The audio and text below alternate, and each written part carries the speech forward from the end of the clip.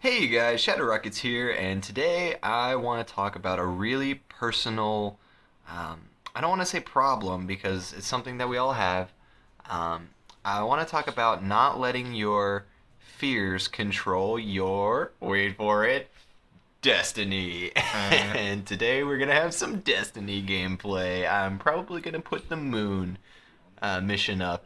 And now you might notice in this moon mission that, oh, he didn't go really far down in. Well, I finished the main part of the story, and I also started it 30 minutes before they closed the servers for the extra mission and the Iron Banner tournament.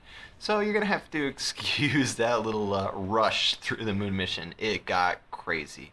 Anyway, I got Josh in here with me today, and so I guess we decided that I'm going to start it. So I'm going to tell you guys a little bit about my fears, which,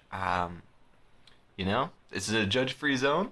that is YouTube is true. not a judge-free zone, sadly, but that's okay. You know what? I'm perfectly comfortable with these, especially after some of the RA training I've gone through. I've realized that you really need to just admit up to this stuff, and you really just can't let it bother you. Hmm. As the title says, don't let your fears control your destiny. Don't let them rule your life.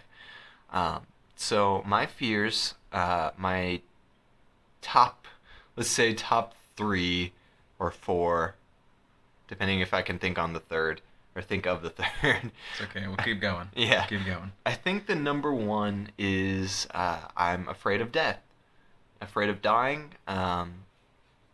Maybe it might be, as we were talking earlier, afraid of dying before I'm ready, dying before I've experienced everything. But I'm also, number two would be, I'm afraid of living long enough to where I can't take care of myself. I can't move around for myself. I need somebody else to, pick me up to go to the bathroom, or I'm doing it through a tube or something. I don't. Mm. That just doesn't seem like a life for me. Um, Also, I'm afraid of heights. Amongst other various things that I think are caused by my fear of death. I think that everything else just kind of trickles because of that fear of death or whatever. Like I don't want to do anything too wild or crazy.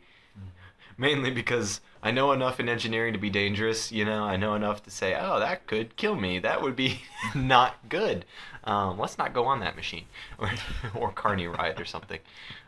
But I think that I'm really starting to today.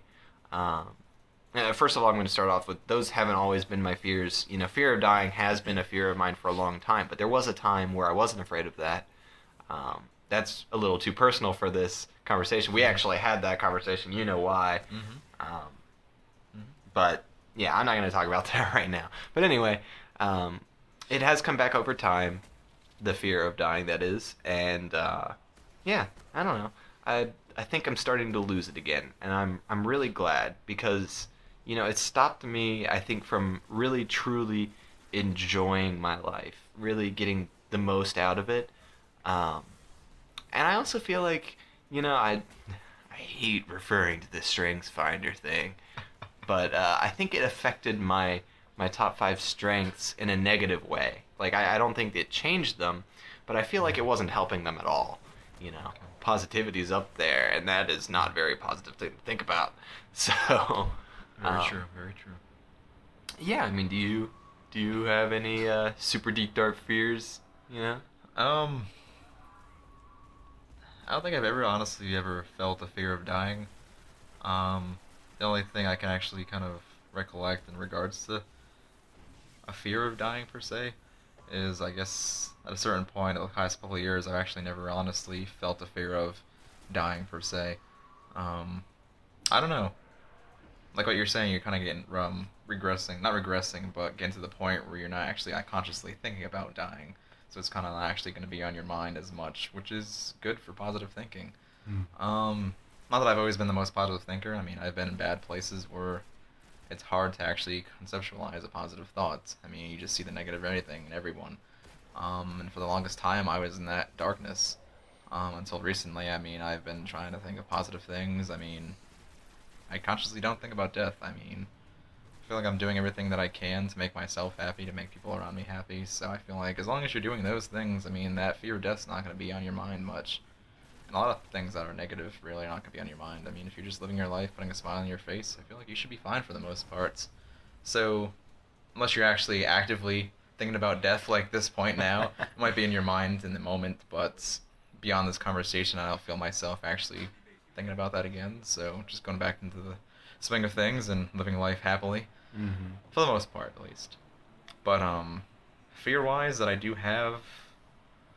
do fear being taken seriously. Sometimes I feel like I can never fully can see myself in a future career. Like I know what I want to do in my future career, but I feel like I can never fully visualize that. Like I feel like I'm never going to be legitimate enough to actually fulfill what my aspirations are. Like I have a problem sometimes conceptualizing what I'm thinking in my head. So sometimes I get like stage fright. I just the words are just not there for me to process.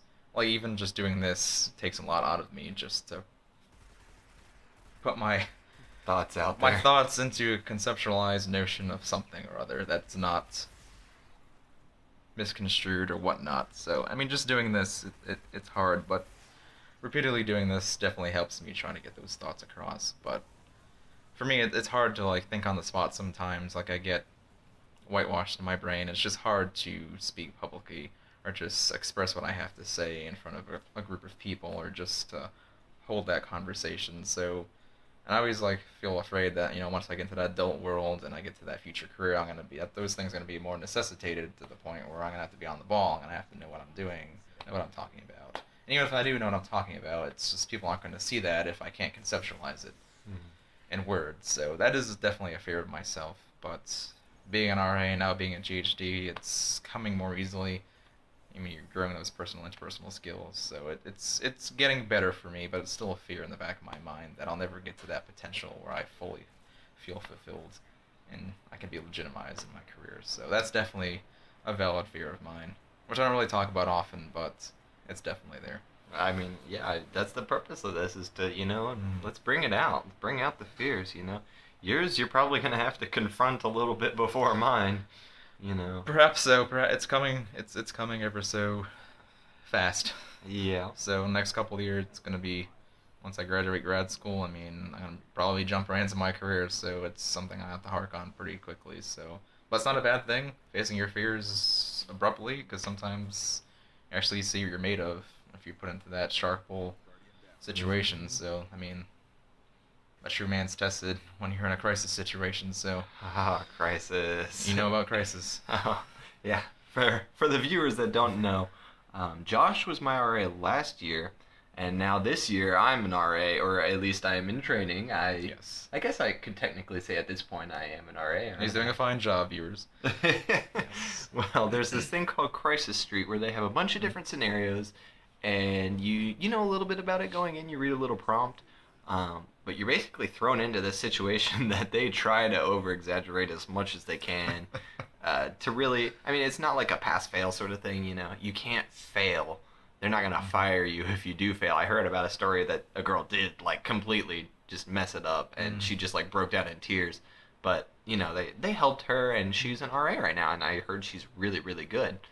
That happens. Yeah. So I mean, it's just I did go through that today, and I actually volunteered to have two instead of just one crisis, which I thought was entertaining. But anyway,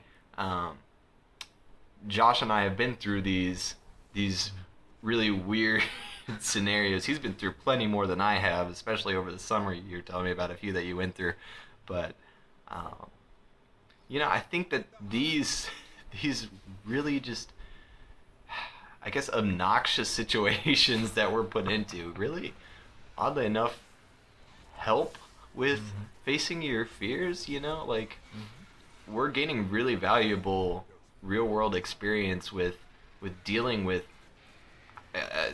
extreme emotional situations that not many people have the privilege. I say that with the quotation fingers, the privilege of undergoing.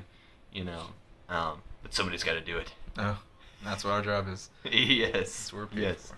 But Josh is also a GHD right now, and he is in charge of a bunch of RAs, so he has even more weight on his shoulders this year. Yes.